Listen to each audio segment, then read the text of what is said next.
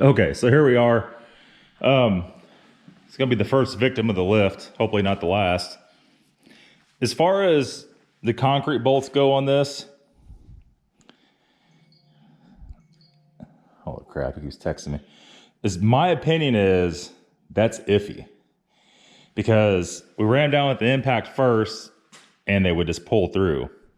And so I read the directions, it says don't use the impact on them. This one's sticking up a little bit more than the rest of them. Then I went back in with the big giant crescent wrench and hogged them all down, redrove them in, hogged them all down as tight as I could possibly get them. And you can see there's 5 on this side and 5 on the other side.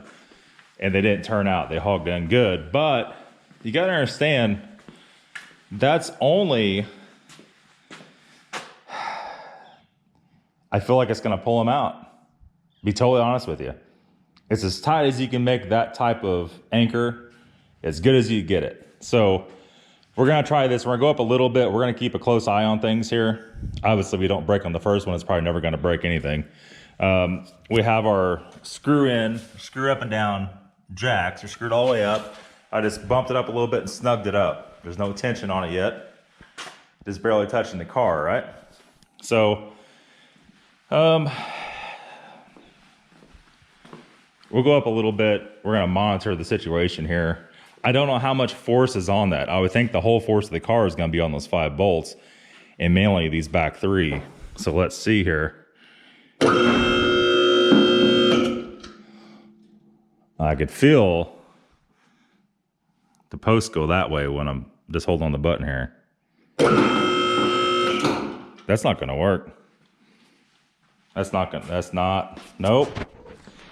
I can see it lifting up off the floor.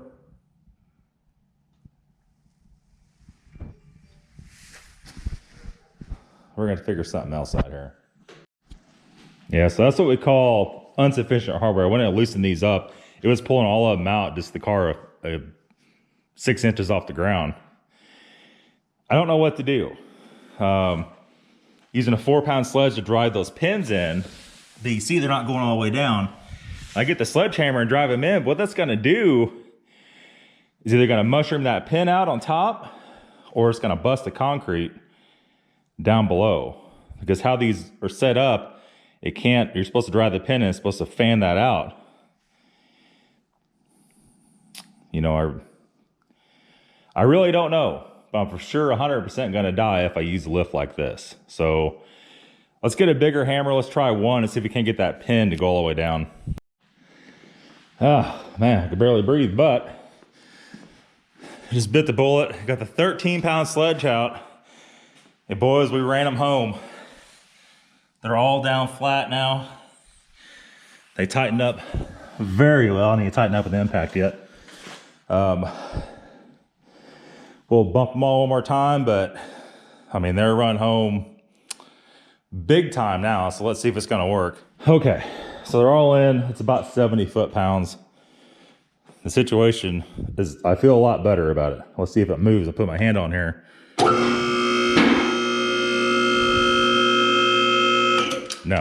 No movement at all whatsoever. We'll go up just a little bit further here.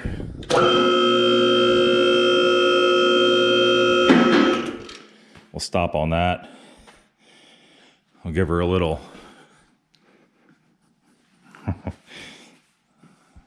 She's in there tight now, boys. It's still a look starting. That's all that holds that up.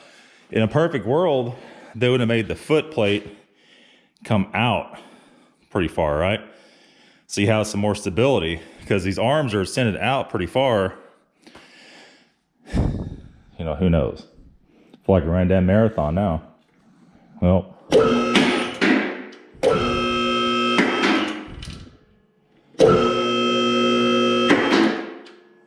sketchy.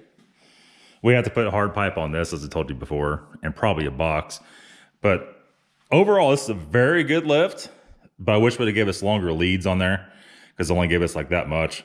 I might have to get inside that box and chase a longer lead out. I'd like to have a box mounted up here somewhere and then a hard pipe going all the way up, but we can't really finalize all that until we put the ceiling in this place. And we're gonna have to move that light probably down to right there, because it's gonna be right over the top of the damn car. And light's pretty hot, so it actually might melt the paint off something. That'd be sweet, wouldn't it? I don't know. We'll leave it here for a little bit. Let the pucker factor go down a couple notches, and we'll go all the way up with it. Okay, so we have it up here probably an hour. We're about chest high, I mean, right now. So I guess we'll go ahead and go up. Everything's great. We're checking for this old ass level here, but we're checking the level. And everything's pretty much still perfect on both sides.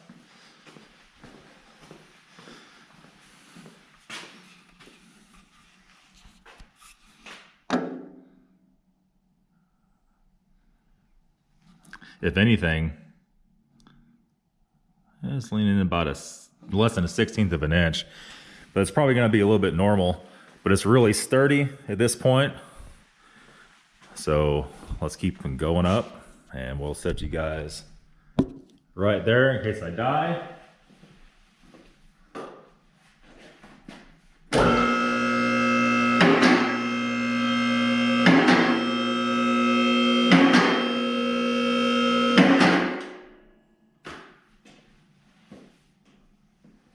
There's no movement at all.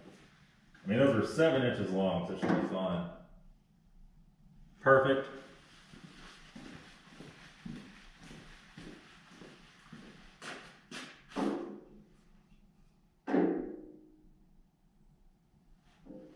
Exactly the same spot, no difference whatsoever. We're gonna go walking under it. We need to get all the way up to see if I can walk under it to start with, so let's keep going.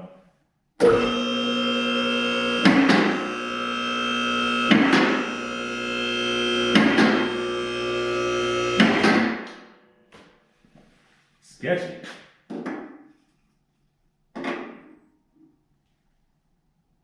They're still perfect. But one more notch and that's it.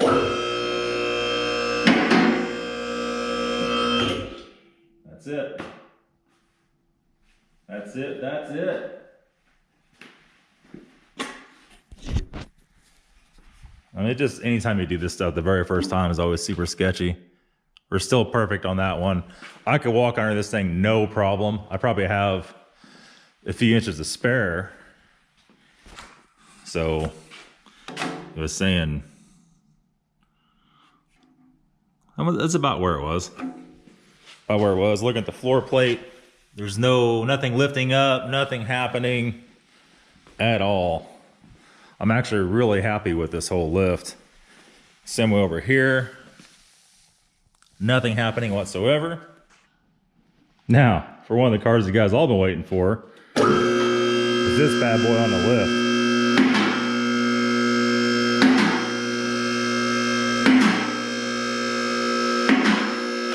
It's so freaking little, it's kind of hard to,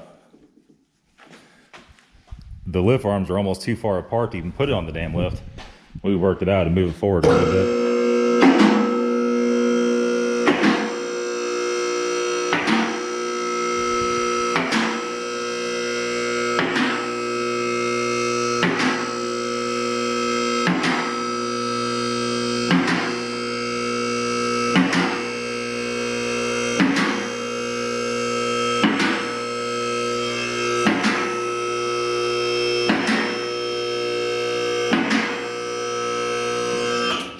It's all the way up. We're still about 1.5 feet from the ceiling over there.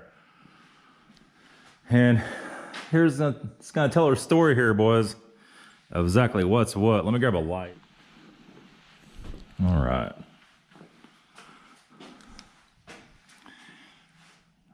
Got a little oil seepage. Probably need to wipe that off so that drips actually. Almost thought that was a crack right there, but it's not, just a casting.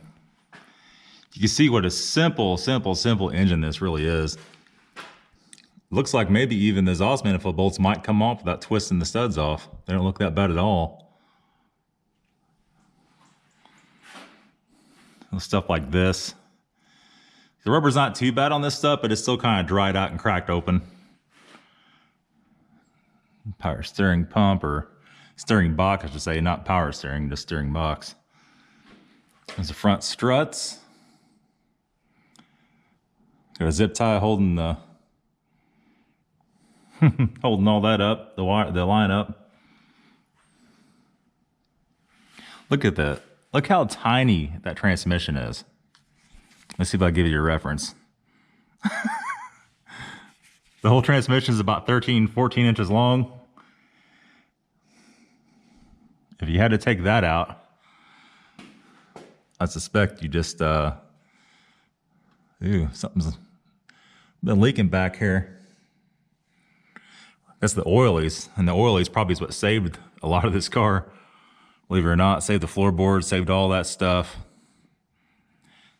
Now we pulled it up on the trailer. You can see there we had to hook the strap to that and put a little ding in that, maybe. No, I think that was already there. That's how it's got the same one. Look how small the unibody is up here. Just a very tiny microscopic car.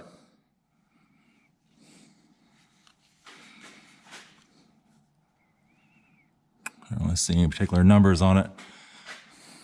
Like all the floor stuff. The exhaust is like the rustiest thing under here. Got the old cherry bomb muffler on it. Interesting. Some interesting welds there. But even the, so we call the guibo, it's getting a little bit of rot, and you can see a little bit of frayed right there on the very top. All this stuff's just very tired on these. You better look back here at the CV axle boot, how it's just like turned to dust and disintegrated. But there's no rust. I mean, all the bolts are good. Look at the subframe back here. You can just see got a little leak on the diff, a little seepage. Like all the bushings. They're probably appropriate for that. Big mud dauber's nest up there. It's probably appropriate for the year. The thing about it is, I don't really found any playing on that stuff at all. Look at the brake lines though.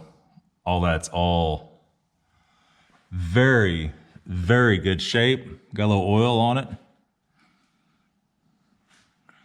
None of the brake lines are rusty in the least bit. All the floor pans, if you guys know these cars, you couldn't ask for better than this. This is like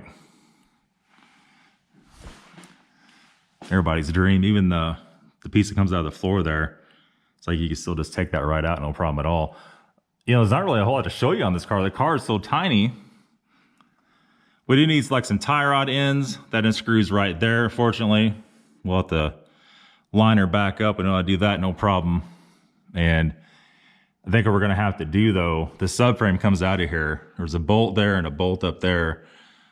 2 bolts, 3 bolts on each side, and the whole subframe drops out. So what we're gonna have to do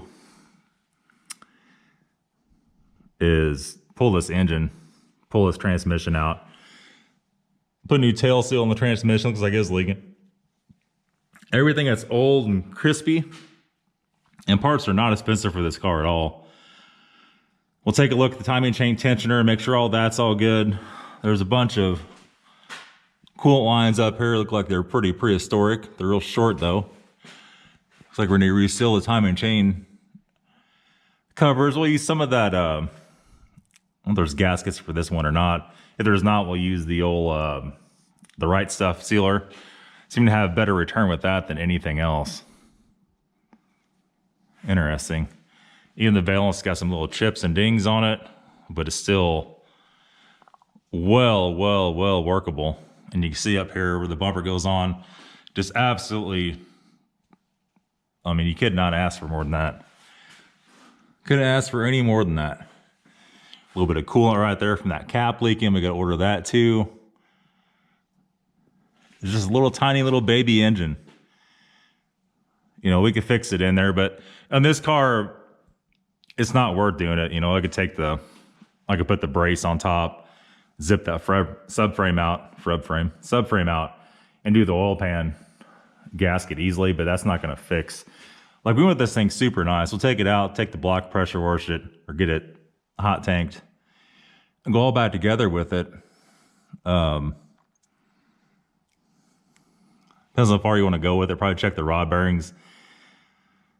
probably do all that because you never know if anybody is so old, somebody could have ran low on oil, even though it sounds fine. We want to make sure this baby is super reliable. So there's 3 Guibos on this, one in the front, one in the middle, and one in the rear. And I would say all that probably needs to be replaced just because of the pure age of it. If it's not that bad now, as soon as you start driving it, it'll be that bad. And same with this back subframe piece.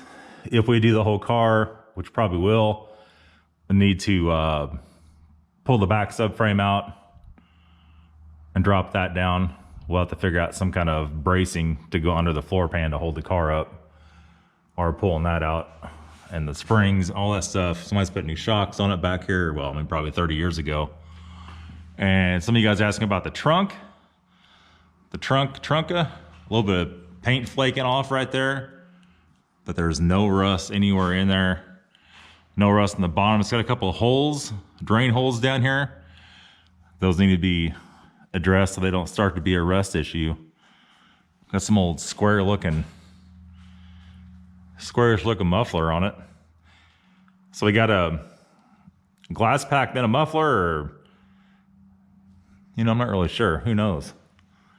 A lot of guys make them come out right here, the pipe come out in the middle instead of on the side. This already has a cutout for the side, so we'll probably have to keep it like that.